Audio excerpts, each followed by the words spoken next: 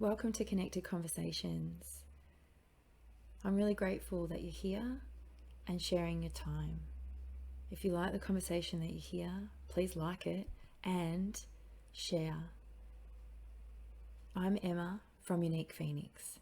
I'm a soul coach, energy healer, well-being guide, and an unapologetic, curious soul. Connected Conversations is here to bring love, healing, and connection to our everyday lives through open and authentic conversations.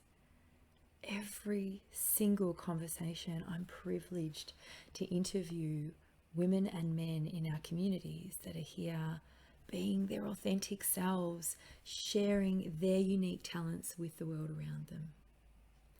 I'm going to let them introduce themselves, and then we can get to know them and what they offer much better.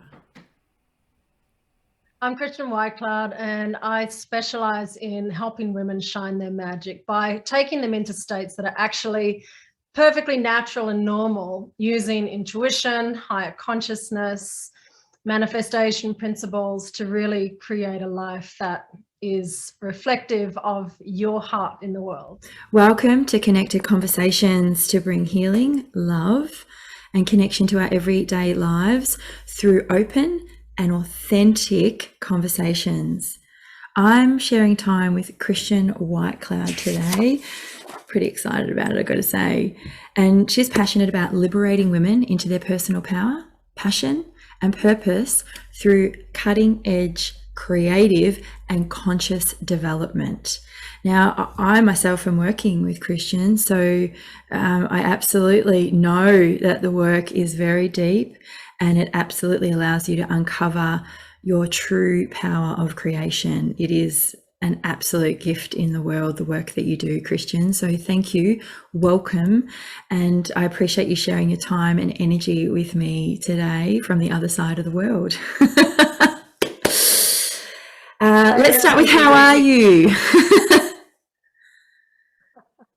I'm well, thank you. I'm very happy to be here with you. I'm in Los Angeles, which is actually, I'm on the outskirts of Los Angeles. So, you know, LA is a very big city, but I'm in a beautiful nature spot. So the last time I was here, there's actually coyotes and things right outside the door. So it's nice to be here.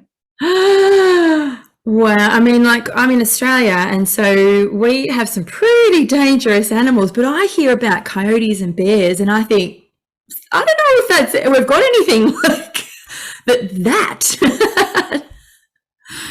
Yeah, so the last time I was here, there were two of them, and I was able to look down on them from a window, and they were maybe doing a mating dance. It's hard to tell. They're either playing, if they play, or it's a mating dance, but very beautiful, and had their teeth snarled, and I wouldn't want to run across one just out there. No, not at all. I'm trying to remember the animals that we saw. I was taking my kids out one day, and I'm just trying to remember what they are. I think I was taken aback because suddenly my youngest, who's 9, was like, "Mum, I don't think we should be watching that," because they were mating. And we were like, "It's nature. What do you do?"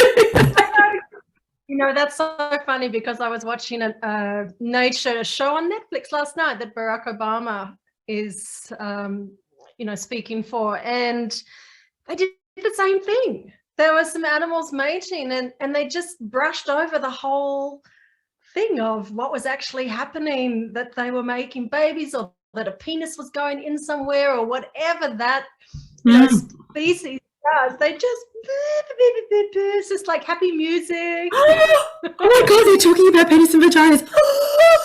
Look, when my kids, I'm a romance girl, like I know there is no anything that I try and hide. I love Jane Austen. I love that period of time. I've just finished watching a series on Netflix. It's completely of that era. And when my kids are watching with me and it gets to like a bit of a lovey bit, they start talking. And I'm like, are you that uncomfortable that you need to speak at this moment? And I'm like, shush. And so it's interesting. People are so uncomfortable with, I think any kind of intimacy. So we're going to come back to that, because I want to start at the beginning with you and understand, where did it all begin? Which bit? Well, the work that you Is there do, something because specific? this isn't, I mean, this is something, you've been in this space for 27 years. So, you know, within Yeah. that, there must have been a beginning point where it kind of went, oh, this is the road that I want to take. You know, life really did take me by surprise in the most beautiful way. I was a very young woman. I was 19, and I was a small town girl from Australia. And in our family growing up, there was no talk about anything esoteric or mysticism or even religion. You know, there was just, grew up in a very atheist family. And at 19, I came across a flyer. This is before the internet, before social media. Came across a flyer. I know. I love it though. I used to get letters when I was that age, like handwritten, and I used to write them. I miss that. Old school story. But I came across a flyer for an intuition workshop and just really felt the calling to go. And on arriving at that workshop, it was facilitated by a man that I'd seen in a riverbank cafe about a month before. And he'd had my attention, this man. And look, we didn't meet. I don't even think we made eye contact. But he was across the room. It was outside, but he was across the way, and he just had my attention. And anyway, so there he was facilitating this intuition workshop. And one thing led to another. We had dinner afterwards, and we ended up getting married. A little further down the track, a few steps. I've jumped a few steps. We ended up getting married and had children, and that opened a new life for me. It opened a door to intuition, to alchemy, to manifesting principles, to consciousness, in a way that I just feel so blessed to have experienced, and to have begun that journey at such a young age was really a privilege that many people don't have. Yeah, absolutely. Because I can know for myself, when I was 17, 18, I was very much into the spiritual side of life. I didn't know what it was though. And that was quickly put to the side while I got on with real life. And of course, now coming back to it, I was like, wow, that's really cool that I knew that way back when. It's okay that I didn't follow it, but wow, that's kind of cool. So I love that you speak about it that way, because it really is a privilege to understand yourself more deeply. So I'm curious, what was the workshop on? It was an intuition workshop. So it was a 2-day intuition workshop. It was at somebody's house. I was in this tiny little town in somebody's house. And so I spent 2 days there learning intuition and different intuitive techniques, chakra readings, shape shifting, all kinds of different things. Wow. Yeah. And so I'd say that just opened up this whole door for me that really resonated very deeply with my nature, and, gave me the appreciation that, I've always had that element to me, but there was never an avenue for any development of that, or even knowing what it was. As I say, I grew up in a household that there wasn't really a lot of conversation about many things, actually. I mean, that would have been the rule rather than the exception anyway. I think, I don't know, I've got a few people I know in my age group that would have had that experience of growing up in a really spiritually driven house. However, I think the rule would have been either religion or non-religion. I grew up in a very Catholic household and family, so an extended family. So that's an experience in itself. So then, how did your work evolve? Because you sort of became not only in partnership of marriage, but in work as well with your then husband. So how did the work kind of evolve from there? That was right at the beginning, even for, you know, my husband, William, that was right at the beginning when he was just starting out and running intuition workshops. And so really that journey over the 27 years was the development of the natural success curriculum. You know, Will wrote, he's written 3 books now. And so there was the times through that period where, you know, he wrote books and things. And really, my role was on the sideline. I was a mum, you know, I had the kids. I was primarily looking after the kids. We were very conventional in those roles, really. You know, he took care of the business side of things. I kind of went in and out of the business. I'd contribute things here and there, but really, you know, would say we were quite distinguished in our roles at that time within the family. And so it was only when we separated, which was in the last, I don't know, 6-7 years or something, that I've really stepped out with my own programs for women, because over those years I attended all the workshops, as say I'd participate in the workshops. So it's like soaking up, it's like a sponge, just soaking up all this information for more than, you know, 20 years or so. And so then when we separated, and, you know, I started to develop my own programs for women, because to me, the principles that we teach are universal, but there is a difference in the way women approach creating and, you know, what it is to be a woman in manifestation as opposed to a man. And so using my own experiences and, you know, my own learnings, really, learning from being my own guinea pig, that, you know, I developed my own programs, coaching programs, online courses, etc., retreats.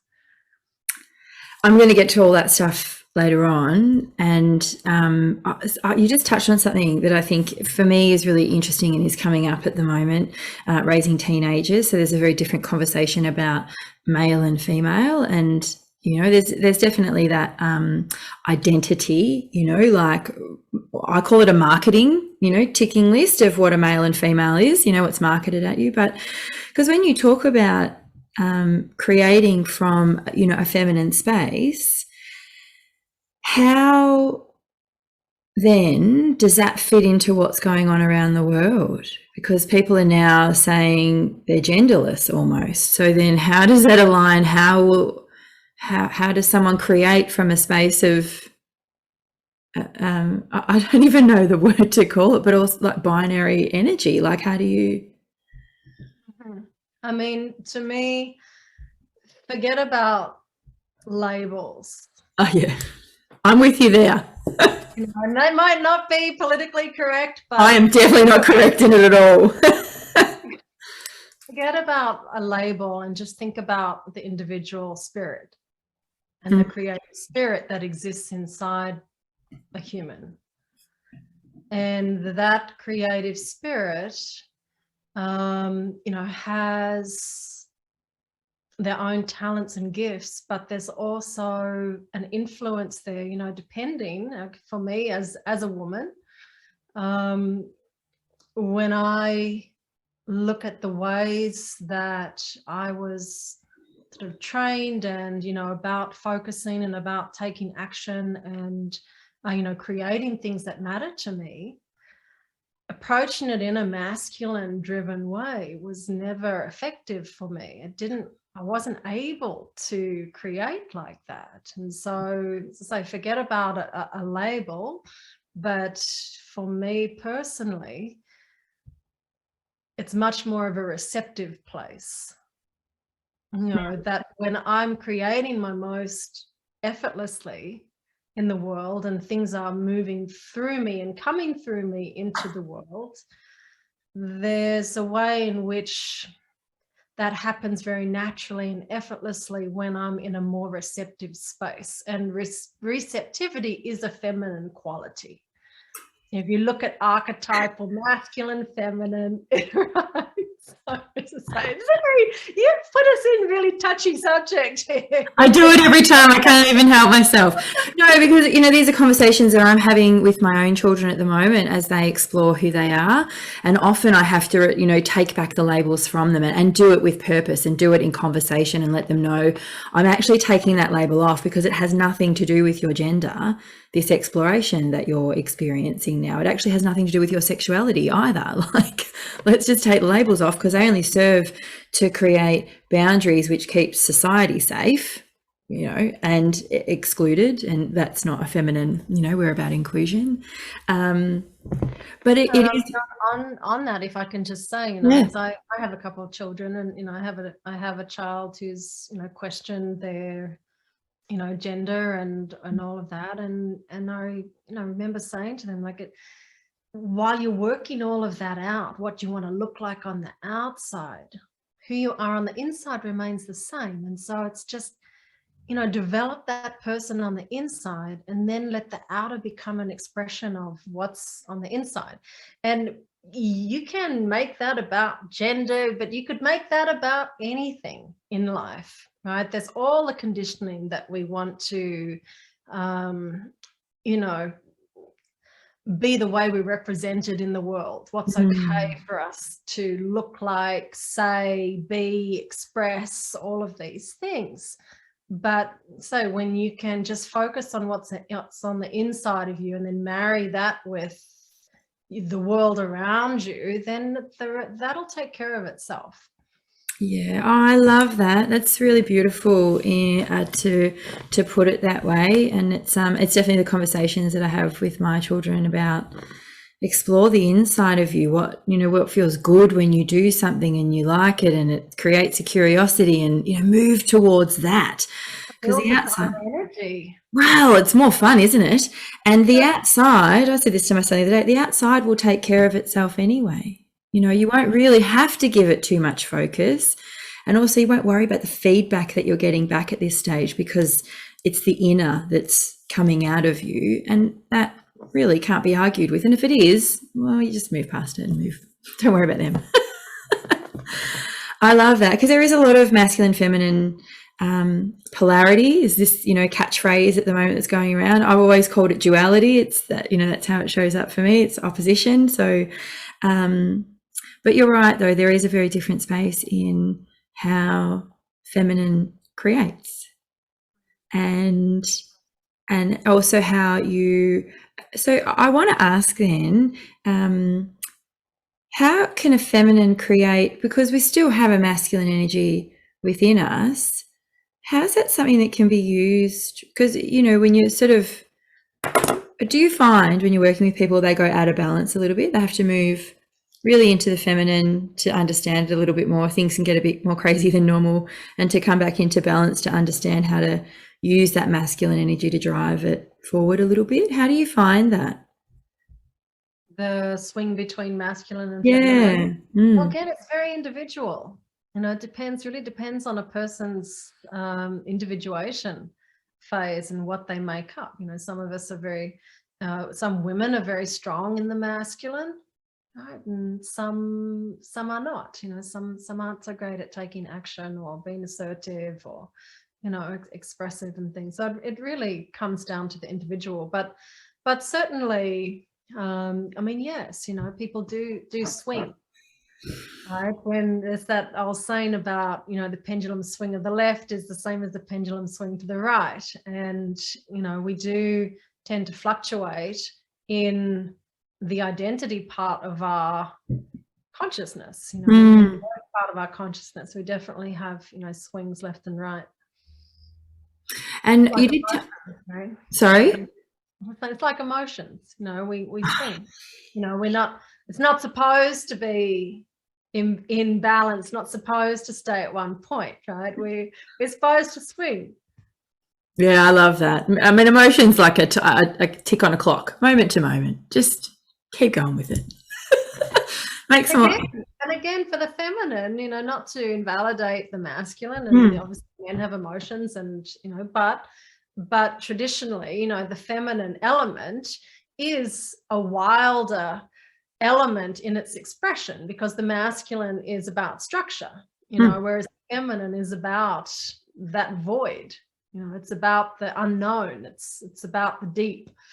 So yeah, I almost have this image in my mind about masculine and feminine, and feminine is almost like this light, just emanating, and then it's almost like behind it is the container of masculine to help you kind of I guess direct the light, and to support how far it can shine and how far it can go. But yeah, definitely masculine is about containment, and I think people can misunderstand that word a little bit, but it's not meant in a way of control.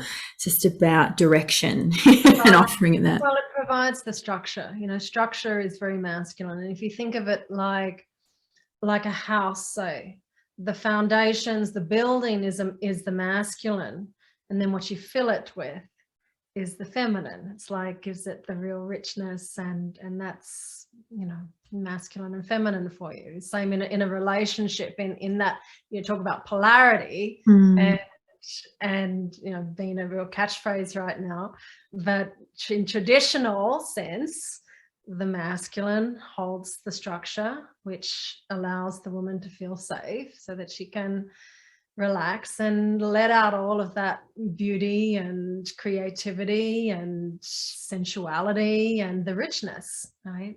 And isn't that what men love about a woman, is her richness, when her richness comes out. Yeah, and it is beautiful to be witness to seeing more men rise into the truth of masculinity as well, and to see women, myself included, stepping into experiencing that and receiving that in a really truthful feminine way. So that's it's magic to be able to witness that going on. I had a question before, but it's gone now. I should have written it down. I'm sure it'll come up again if I think about it. I want to actually go back and talk about you rising into your own work, because from you were saying that you just were an attendee essentially. So were you running the retreats, or you weren't? No, I'd never facilitated. It was something, I'm a very shy person, actually. And it's been a real testimony to the work that we do, to how far I have come to this point, because I was, as a child, I wouldn't go on stage, I wouldn't perform, I wouldn't do anything in the spotlight. It actually made me want to cry, like literally. The thought of it, or going up there, I would have this huge emotional meltdown, or I think meltdown's probably a good word for it, actually. So I really avoided speaking in public, being in the public eye. And look, to be honest, I still can. That's something that's still like a challenge for me. If I'm in my power, and I'm, then I'm good, that I'm out there, and when I'm not, then, my tendency can want to go into hiding. So for the years of my marriage, it suited me to be doing the kids and to be on the sideline, and to be, it wasn't something that, my husband, like, it wasn't like I had a place there or anything like that. But there was a way in which it suited me at that time. And obviously that's not a powerful position to be in. And when you're doing work on yourself, and you're doing this work, sooner or later, anything that is in denial of, or holding you back from, in the way between you and your power, is going to come to light. And because in this work, which you're aware of, we make conscious choices about how we want our life to be, what's true for us, living our true nature and purpose. And so we are choosing a life that is ascending, that is elevating. And so any of those dark corners, going to have the spotlight shone on them sooner or later. But so when I separated from my husband, really, that was when I was like, okay, I've got to, you know, I've got to do it. It's like sink or swim. You know, this is it. So what before you separated, was it something that you went, I want to be doing this, or was it after? What was that tipping point? One of those things that I'd thought about for a long time, but I wasn't in a position where I had to do something, and left to my own devices, it was like, I'm just not going to do it. And I mean, that's I'm laughing uncomfortably because I'm like, yeah, I know that space. I absolutely know that space. Yep. Yeah. Because it feels safe. You know, if you go, what was the tipping point? It actually, you know, to be really honest, you know, my tipping point was around my sexuality. That was for me the thing that, you know, created the tension in my marriage, where there was just, in this rising of my own nature and of my own energy, you know, there was just elements of me that I had really denied. And sexuality and expression, you know, it's just really, you could put it under an umbrella of expression for me. But so sexuality was a huge component of that. And so, you know, you probably know as a woman, but if anybody's listening and they're not familiar, that for women, I was moving into my mid to late 30s, is really when your sexual energy starts to fire up. And so I hit that point, and that was actually the tipping point, where I remember being out in Africa. We were doing one of our soul safaris, and we were at this beautiful mountaintop, and we were doing an intuitive exercise. Each of us on our own, in the group, sitting at a beautiful spot and doing what we call a nature read, where it's an intuitive exercise where we, you know, tune into nature, and nature gives us guidance, and getting very strongly, you know, actually having energy just like a lightning bolt come up through my base and up through me, and just getting such a clear message that I couldn't compromise on myself anymore. That if I really believed the work that I'd been doing for however long, many years by that time, that it was time for me to make a stand just within myself for who I really am, and the elements about me that made me nervous, like my sexuality, gave me an enormous amount of tension. The thought of expressing that, the thought that it might make me go out of control, you know, all of these feelings of the unknown, right? When we're faced with something within us that we haven't got to know yet, that we've denied or, you know, suppressed, but it's lurking and it's knocking and it's growing in size. And that, you know, when you have to go like, okay, it's like, I've got to let it out, and it might be crazy. Yeah. But that was really my tipping point of me going, you know what, if it's inside of me, I've got to trust that there's a place for it in the world. I have to assume that what I'm teaching people and what people are learning through us in this work is that if it exists in your heart, that there's a place for it in the world. And so that was my tipping point. I've heard that from you a few times, and you know, I think the third or fourth time I heard you say that, there was something in my heart that, like, I could feel a release, and I went, oh, right. So it's okay. And it was almost like a permission that I just finally gave myself. But I think that's a really interesting conversation, actually. And I know that we've touched on it before, because, and, you know, for people that are in my space, I'm actually quite open about my journey through my own sensuality, inner, and discovering and exploring my own body after I separated from my marriage, and really beginning to sit into my own sexuality as well, and how did I express that, and understanding that there was a trauma expression for me, and then there's a real expression, and trying to find my way through that. But I really feel like this conversation is still very much like, oh, you know, we'll talk about it, but we'll just, you know, talk about it really quietly. And women don't talk about it. And I still find women, when you talk about body exploration, understanding, you know, how to explore yourself fully, masturbation, all that kind of stuff, and even just honoring the sensuality that you feel for yourself, women are still very, you know, can't talk about that. It's, you know, there's still lots of, I want to say it's a shame response. And how do you find that with women, like in the work that you do? Is that something that comes out?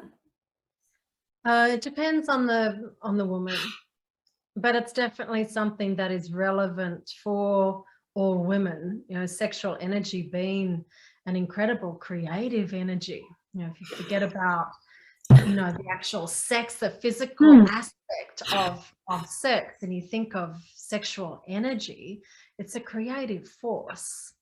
And a lot of energy goes into dysfunctional sexual misbehaviors, whether that's seducing, alluring, shame, guilt, whatever side of the spectrum that you go on, you'll find that women have a very dysfunctional relationship with using their sexual energy to try and fulfill things within themselves that are dysfunctional or misbehaviors, as opposed to harnessing that energy and feeding that into your creations and the things that you really, you know, truly want to be creating with your heart, and, you know, creativity, high level creativity.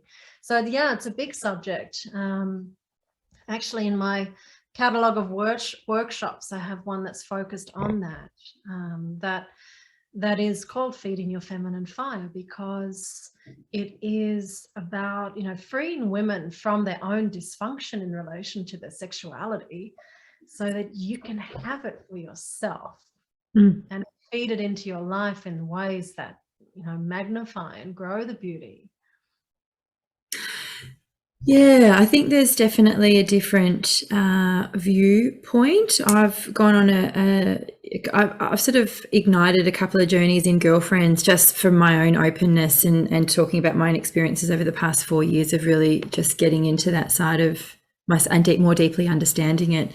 And recently it actually fueled a day of creativity for me, because I woke up and just feel that energy and was like, I'm actually going to harness that for doing some work, which was, you know, like I'd never considered that before. And I just spent this whole day of like flowing through stuff, and then got to the end of it and thought, oh, and I've still got energy. I'll go, you know, go do some other stuff.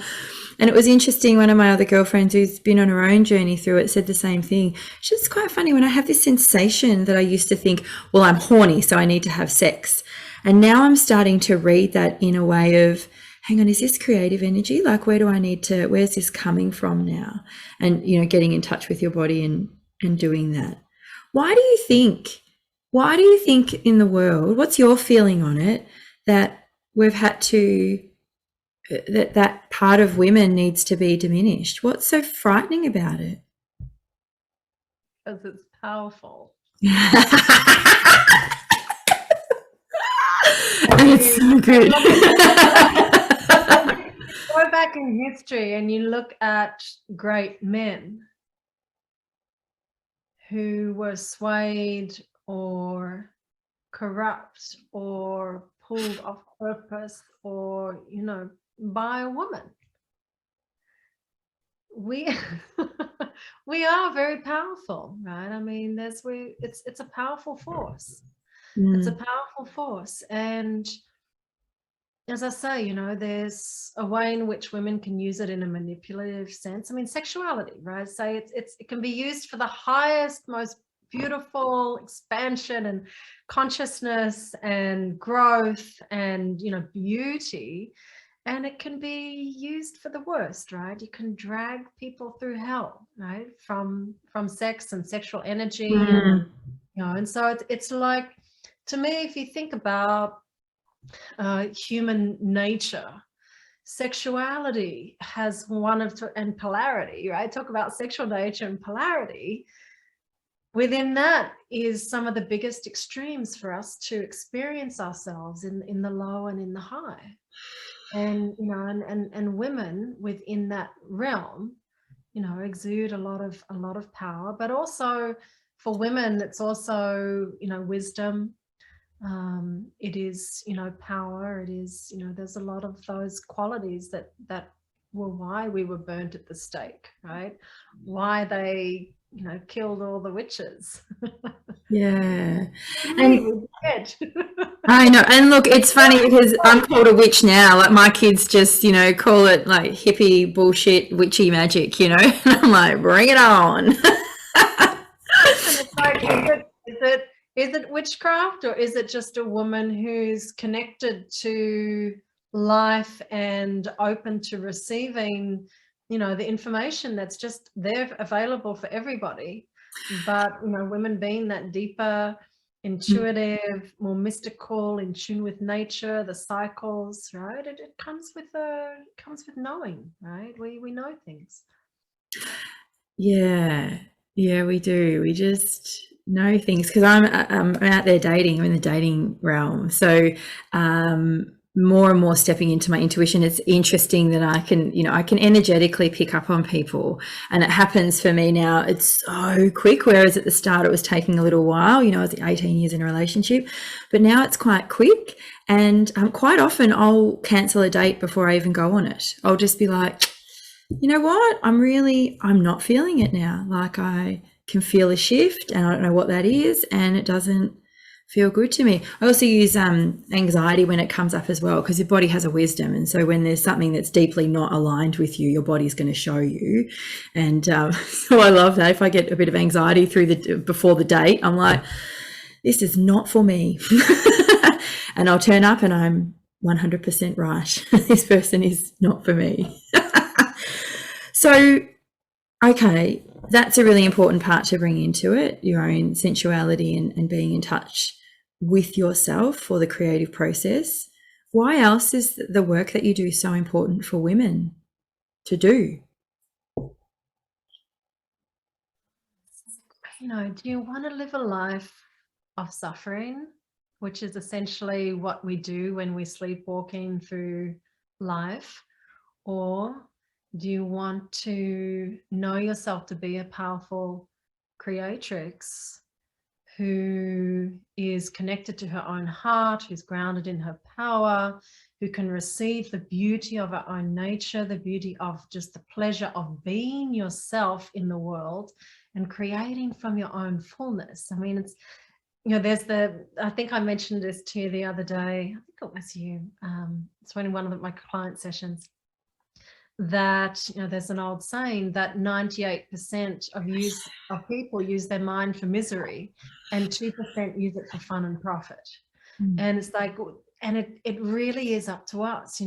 We have the potential and to come to know ourselves as powerful creators and deeply appreciate our interconnectedness to everything out there.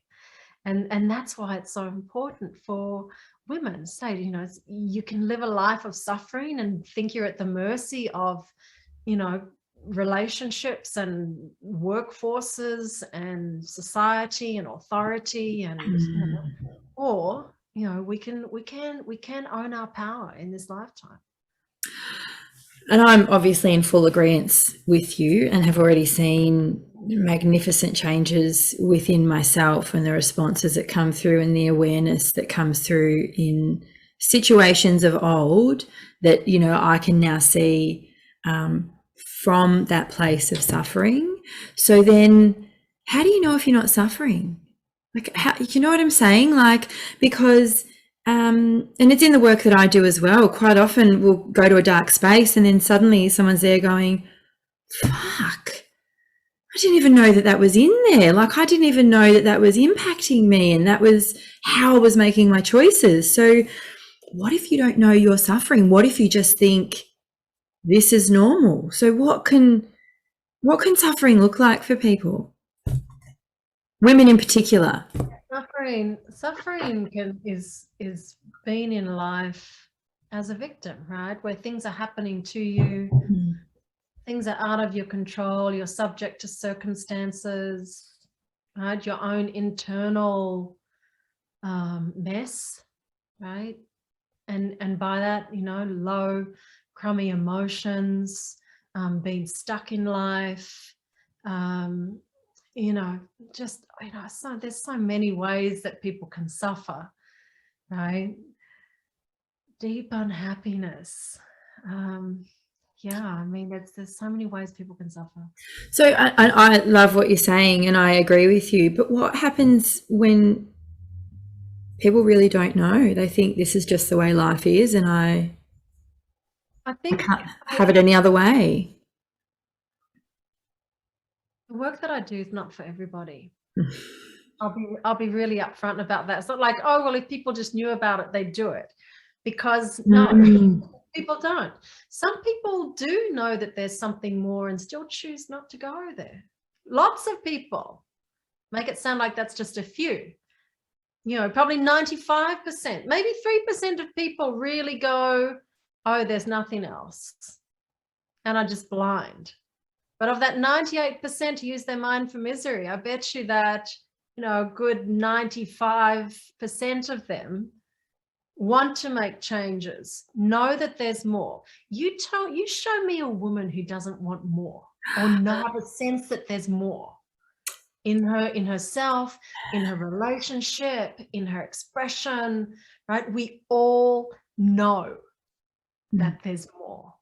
It's just, are you going to claim that this lifetime? Are you going to do the work to have the reward, you know, because it is work, right? It's not like we just arrive in these blessed places where we come to know ourselves as a powerful creator. It's the hero's journey, right? It's the hero's journey. We all on that journey have to face our own dragons. Oh yeah. Oh yeah. And I heard something the other day, and for me, I went, oh, that's actually, you know, part of why I started, God, 20 odd years ago, working into my own personal development. And I got sick of my own complaining. You know, I heard myself one day and I just thought, oh, shut the fuck up, Emma. Seriously, like what? And it was the same complaint. And I still remember sitting in an office working, and all I could hear was these women complaining about their partners and husbands. And I remember turning to them and saying, if you don't have anything nice to say about them, then why are you with them? Why are you married to these people if it's just complaining and shit? Like, help me understand why anyone would want to do that. And the room went silent, but actually I was hearing it in my own head. And I thought, oh, how do I do that? So I guess I want to offer that to listeners and people watching, that if you're in a state of complaining, lean into that shit, because that's where you'll find your greatest work. That's where you'll find your greatest pain, what you truly want to change in your life. And it might be just something that's fearful, because I feel like that's really what you're referring to when you're talking about suffering. It's the things that we complain about, not having, wanting, other people. Yeah, I mean, it's assigning your own power onto other people and onto other things, right? So it's like, oh, it's not me, it's that, or it's not me, it's them. Yeah, and it is. It's a scapegoat. It's a scapegoat and a distraction for avoiding taking responsibility for ourselves and the lives that we're creating, and where our attention is, and what actions we're doing that are actually actions and choices that we're making that are creating the life that we're living in. And that's really, you know, and talk about self-awareness, and know thyself being the common theme through all religions of the world, is to know thyself. And that's because it's number one is to know thyself. And, you know, it's when we start to get to those points where we have had enough, where we reach katabasis, which is like the breakdown, right? Katabasis is like hitting rock bottom. Being with the pigs and the swine, right? We all have to go there sometimes. Sometimes we all find ourselves with the swine, with our own swine. And it's from those points when, you know, you say you do have a choice to actually wake up to what's causing us to suffer within ourselves, or whether we just, you know, want to stay in that place. And it's not a judgment what people choose either. It's not like, oh, well, there's a right way to do things and a wrong way to live. Like, but for me personally, sometimes it takes me a while to get there. Yeah, I'm a bit stubborn too. I'm just gonna say I'm a little bit stubborn sometimes. And you know, that leads me to something else I wanted to ask you about. It's something that I've learned, and I have, you know, for me, I have an answer within me. Can people do this alone? No. I have to say, and I say it here all the time, good luck with that. You enjoy trying to do that on your own, but I can tell you, because human beings were meant to connect. So we're meant to connect, but also we can't see ourselves. We cannot see ourselves in the way that somebody else can see us. And not to say that you should just think anybody can see you. You know, there are wise men and there are wise women. And it really is about having even just one of those people in your life, or, you know, a community of people, you know, but having people who can reflect things to you in a conscious way. Right? Yeah. No, you can't. No. Going it alone is just actually just resisting actually making any real transformational change. So I'm going to share really openly that was something that I said, you know, like my ego was like, I'm going to give this a go alone. I'm going to try this stuff. When I had and your response to me was exactly that. And I was immediately challenged. And I remember finishing and thinking, I'm definitely working with her. I don't know how that's, I don't have to know. I mean, I don't know state, but because I say that when I, you know, in working with clients, I'm like, excellent. Choose someone, but please don't do it alone, because you won't get where you want to go. You just won't. You can take all the baby steps you want, but to get over that huge mountain, to get past that tipping point, you need to do that with someone. But I still remember that moment of getting off and going, fuck, that was good. Like, frustrating. So good. But I was already deeply challenged, and I thought, yeah, that's good. But in saying that, like, if someone's never done any work on themselves, can they walk in and do the work that you're doing? Oh, absolutely. I mean, beautiful. Everybody starts somewhere, yeah. Right? It's like, and because that's the thing, people, this is big reason actually why people often don't take that first step, is because they judge where they are. Right? They have a judgment about their starting point, about who they think they are, what they're capable of, but none of it's true about them. It's just, say, we've talked about this, right? It's just a starting point. And that's one of the things, is not identifying with ourselves in a way where you think it means something about you. You know, like, no matter where you are in your life, whatever situation you find yourself in, whether it's good or bad, that it actually doesn't mean anything about you.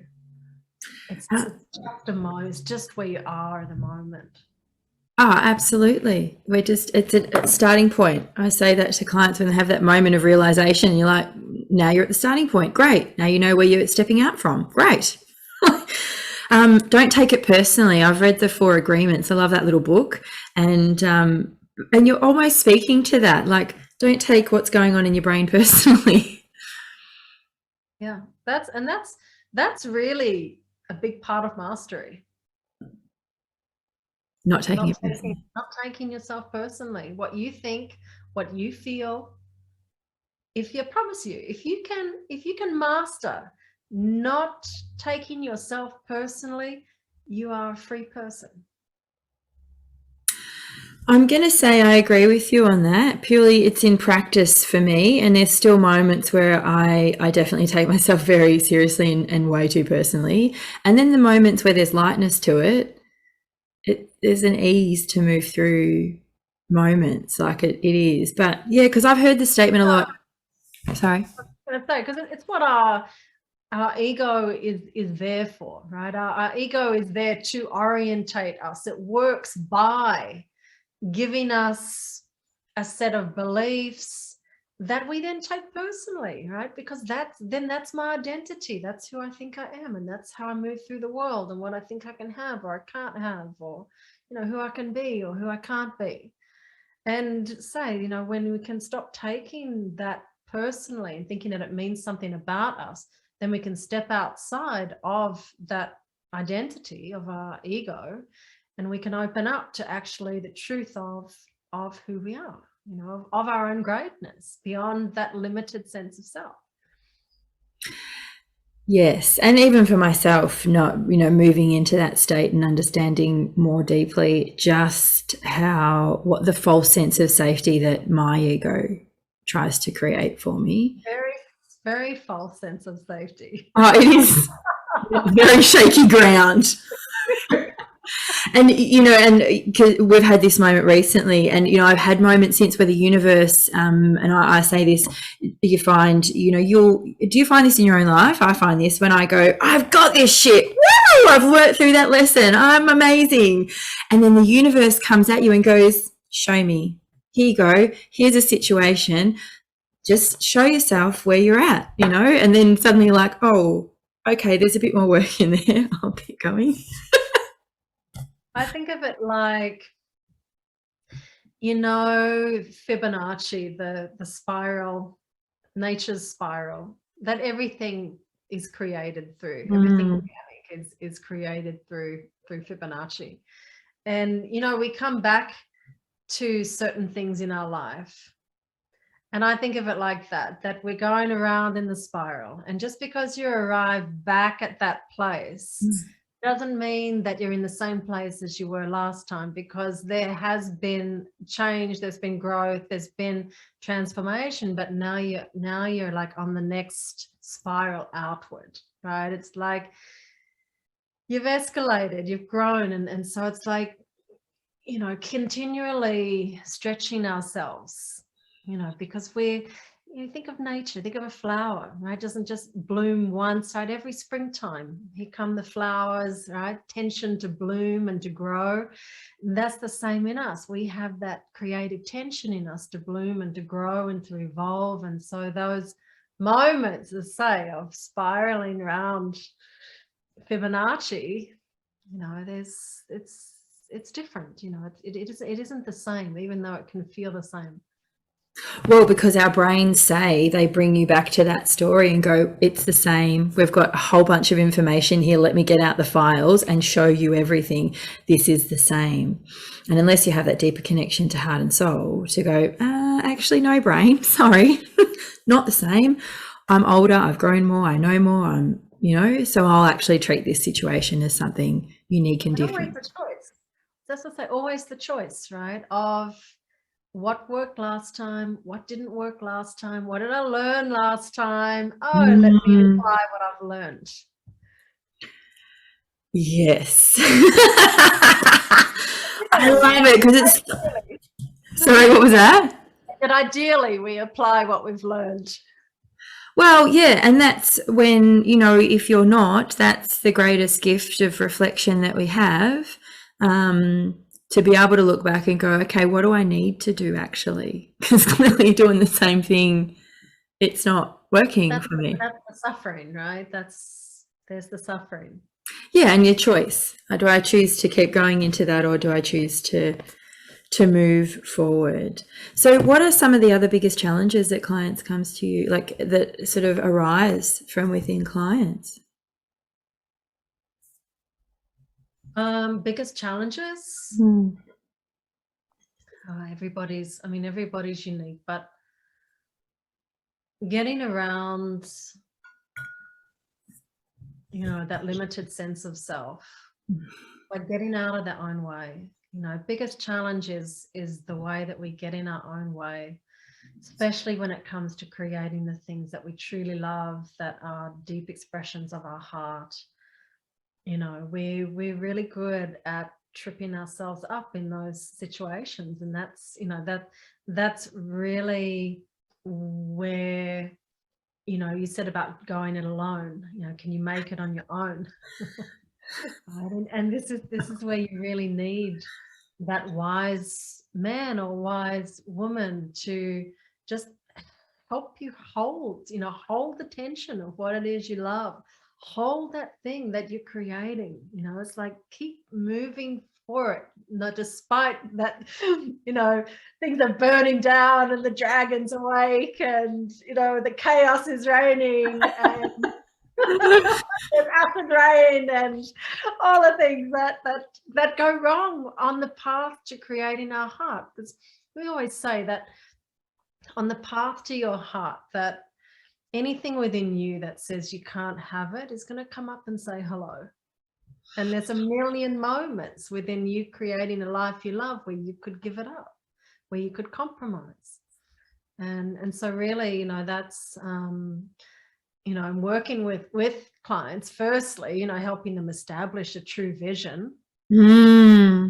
Often people also don't really know what it is they want. They're based in what we call negative vision, which is trying to get away from something as opposed to just creating something because it's a reflection of their heart. So, there's a lot of things that people come with, but really it's because, they know there's more. That thing, they know there's more and they want it. Yeah, definitely that was me. I was just like, I'm sick of this shit. I'm sick of my own shit. So I want to have a look at the different aspects of your work, like, because I know I did the consciousness cleanse. That was the way that I was introduced to you, which was amazing. And then, so what are the different aspects of your work?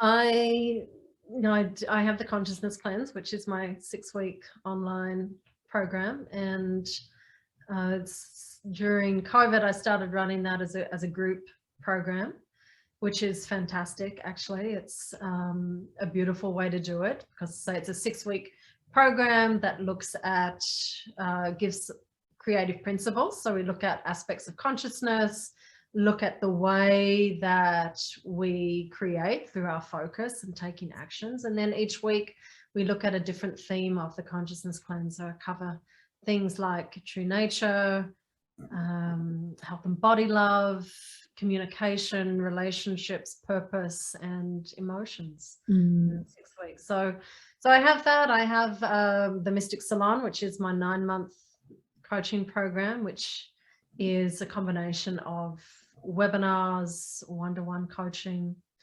I have my Creatrix program, which is what you're a part of, which is one-to-one sessions a month, as well as the Mystic Salon webinars, etc. And I have some other intermediary workshops as well. The Instinctive Woman, which is intuition. Sometimes I do an intuition challenge called Ignite Your Intuition, which is a 5-day challenge to fire up intuition and learn different intuitive techniques. So there's a myriad of things in there. What about some of the retreats that you have? You said you run retreats, so what are they? I mean, with COVID it's been impossible, but in fucking COVID. Times, whatever normal. I don't know, but normally, yes, I do 2 retreats a year. I have one that I love to run in Marrakesh in Morocco. Ooh. Beautiful retreat. That one's called Shine Your Magic. And then I have one that I run on a beautiful small island in Greece, in a nature paradise. What's that one called? That one's called Into the Wild. Oh, beautiful. And so, I mean, look, I can attest to the consciousness cleanse. That really started to wake me up to the fuckery that was going on upstairs.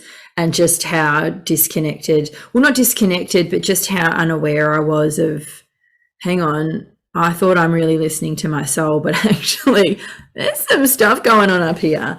And so and the group environment is amazing, and the intuition and the sharing of that and growing into that is beautiful. And look, I do already love the Mystic Salon, and I was in my resistance because I was like, I don't know if I can show up for that early on a Wednesday and with kids and like all the excuses came out of me.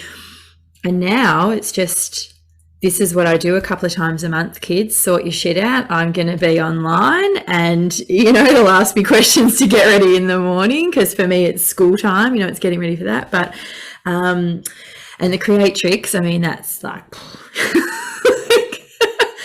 I'm laughing uncomfortably because I actually figured that's my ego's, like, that's how my ego responds when I'm like, oh my God, I'm totally growing. But I do want to touch on something that I've gone through, and I just wonder, do you find this experience for people? So something recently that's happened with me is that I've had to be a bit more still, because I'm recognizing that I was going through a bit of a grief period, and it was my ego grieving, because my ego's like, shit, she found us out. Shit. She knows what we're doing. And it just, I really had to be still with it. Is that something that happens? Yeah. Well, it does to me anyway. Yeah, it really is. We refer to it as abandonment depression. Mm. And so when you have been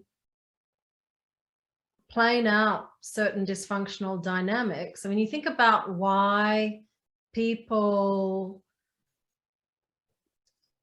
play out dysfunctions and things, right? Their wounded self, and largely it's because that's how we believe we're going to get energy, that playing those things out are a way of sucking or manipulating energy.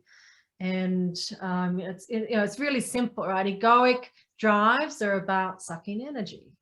And so when we stop doing some kind of behavior or dynamic, we wake up to dysfunction within ourselves and we cut it out, right? There's a part of you that is depressed because you're not sucking energy from those old dynamics anymore. So there's a part of you that feels abandoned, right? You've abandoned something that you used to do to try and get energy, a bad habit, right? An addiction.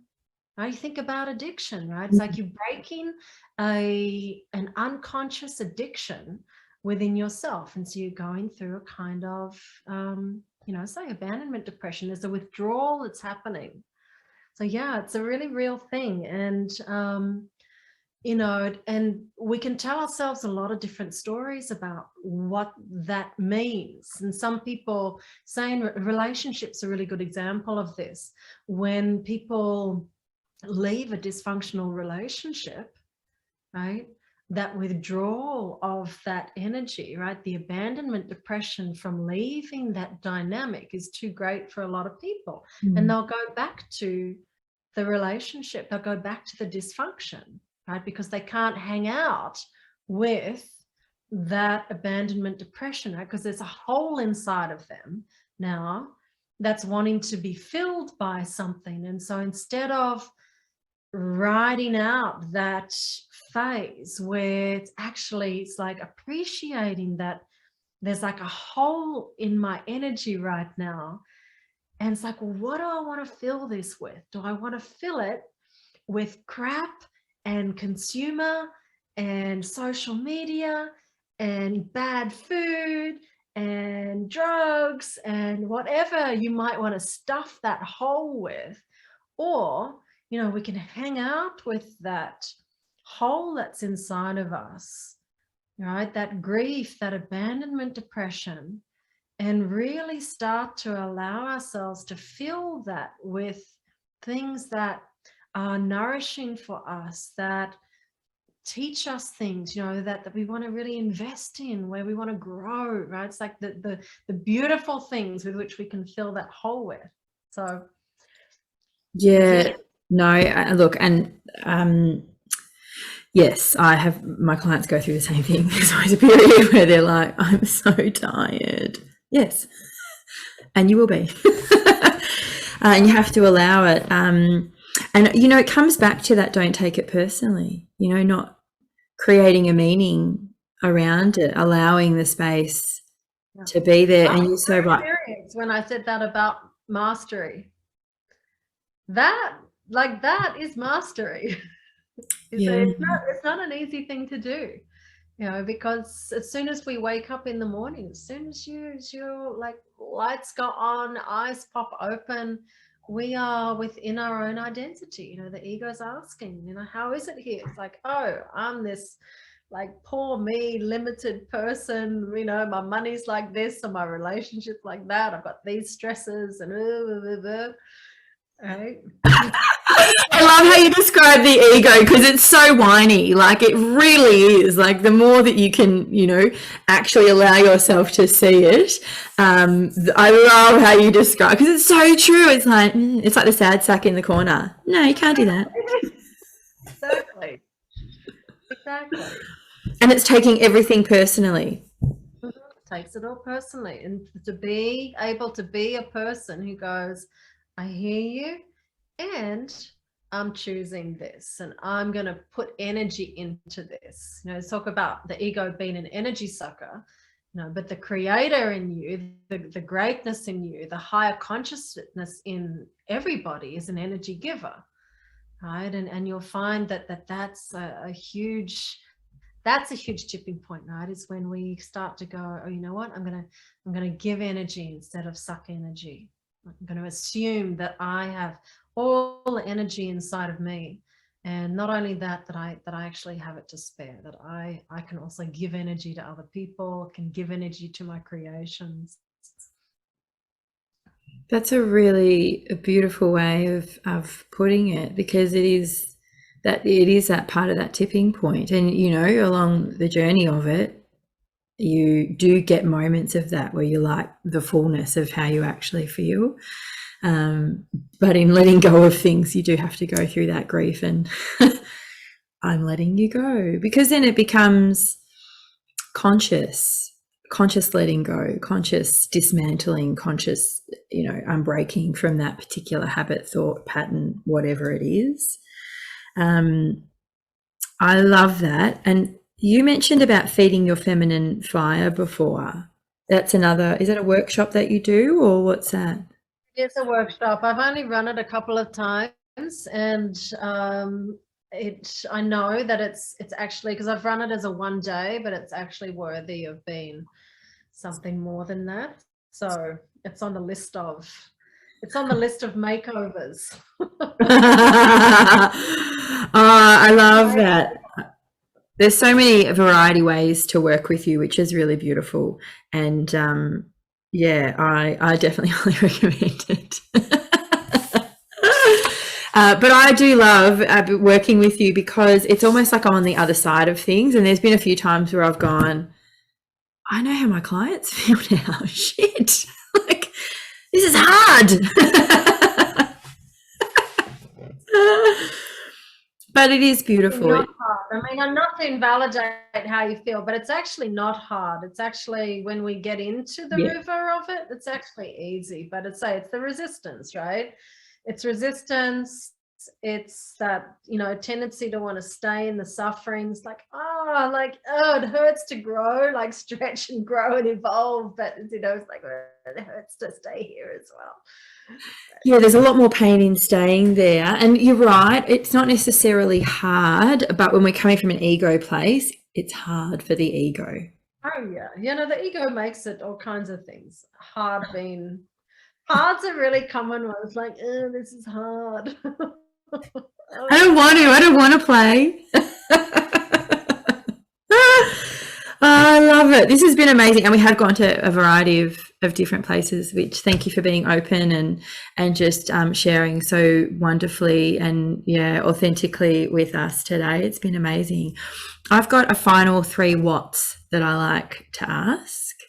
So are you ready? Yeah. So is that a final question? final 3, they're what questions. Okay. Okay. Shoot. What is well-being to you? Well-being. What is well-being? Well, well-being to me. I guess balance is well-being. Okay, beautiful. Yeah. And what are your must-do daily well-being practices? Making my choices, so setting higher intentions for myself and my creations. Doing something in my body, which I have to say doesn't happen every single day, but in the ideal world, that is, my body plays a big part in the free flow of my energy through me and into the world. So that's a priority. Yeah. And good nourishment. Beautiful. And what impact You is know, it? simple stuff. Sorry, what was that, Christian? I just said simple stuff. Well, yeah. What's the impact that it has on your life? These things. Yeah. That's the impact that it has. Well, I get to just maintain my own, sense of self as a creator and somebody who endeavors to be awake and endeavors to be, creating beautiful things in the world and, being of service and being a light, right? I in my naturalness, I would say, I'm a light in the world, and I'd say that is a consequence of these things. Ah, what a good consequence. I know, right? You get to be a light. Oh, that's beautiful. This has been delicious. I've thoroughly enjoyed myself, and thanks for allowing my curiosity just to take us to a variety of different places. I'm very much in appreciation for that. Thank you for your time and energy. It's beautiful to share this with you, and thanks to everyone for watching or listening. And please like, share, comment, let us know if you'd like more, what you'd like to hear about, and I will absolutely work to deliver that to you. Thank you, and please remember to be yourself, because there's only one of you and we need you. You're incredibly important, and feel good for being who you are, because you're the only person that can. Much love. Bye, guys. To connect with Christian, head to christianwhitecloud.com. To connect with me, head to emmamuir.com. Enjoy your day, and thanks for sharing your time.